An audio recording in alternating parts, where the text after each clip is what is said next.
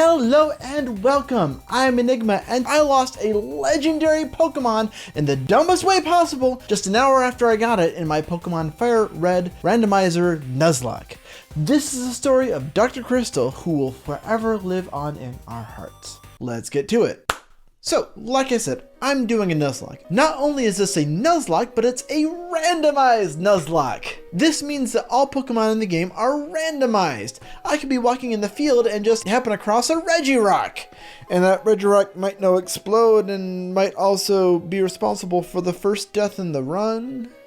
Or you could come across a random trainer that has a Regice who also knows explode and might have killed your starter. There's been a lot of exploding in this run. So you might ask, Enigma, why are you doing this? Because I'm a masochist. So that brings us to the fighting dojo in Saffron City. When you defeat the dojo leader, you get to pick one of their prized fighting Pokemon, either Hitmonlee or Hitmonchan. But like I said, this is a randomizer, so the randomizer turned Hitmonlee into Regice, and it turned Hitmonchan into, well, I guess we'll never know because I kind of misclicked and just took the Regice.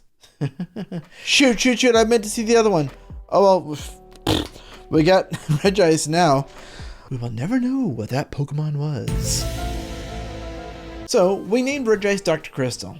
At this point I could have said, well, Regice killed my starter Pokemon, so heck no, you're not joining the team, you're just going in the box, or even better, you're going to be death fodder because I don't like you anymore. But no, I decided to take the high road, so we run back to the Pokemon Center, add Regice to the team, bust down the doors to Silphco and start just tearing up. Like, we are taking down Team Rocket members left and right, ready to rumble. We are on a freaking roll.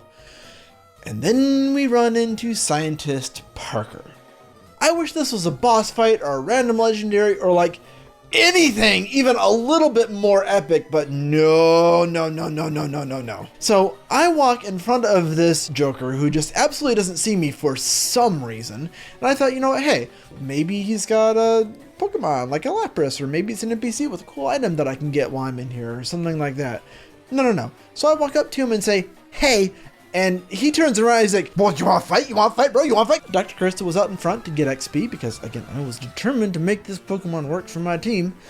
And, well, Dr. Crystal took out Sableye, no problem. But then out comes this thing. Metang. Oh, boy.